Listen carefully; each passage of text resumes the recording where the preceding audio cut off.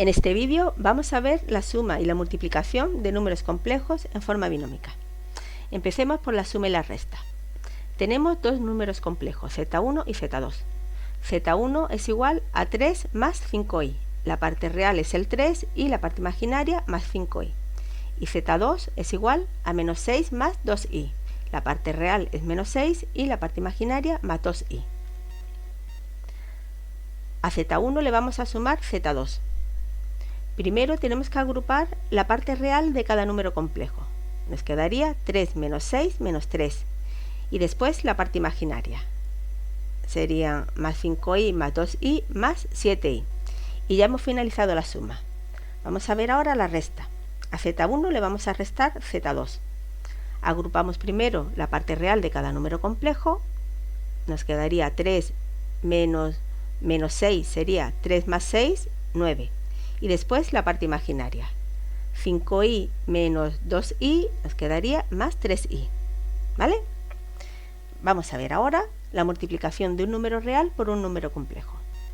Tenemos el número complejo z1 y el número real 4. Vamos a multiplicar 4 por z1.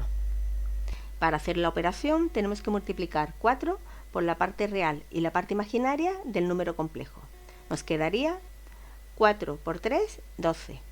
Y 4 por 5i más 20i. Y por último vamos a ver los productos de dos números complejos. Tenemos z1 y z2.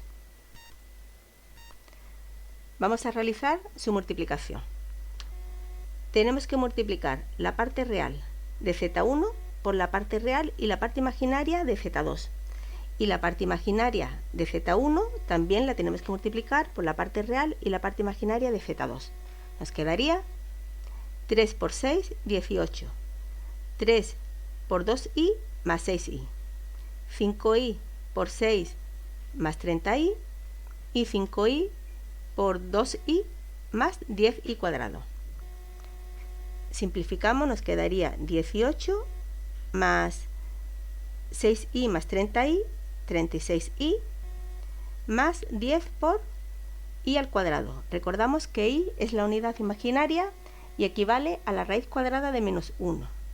Luego i cuadrado sería lo mismo que la raíz cuadrada de menos 1 al cuadrado.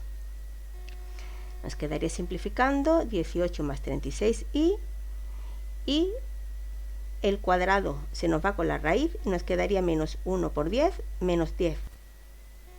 Agrupamos los números, 18 menos 10 es igual a 8, más 36i.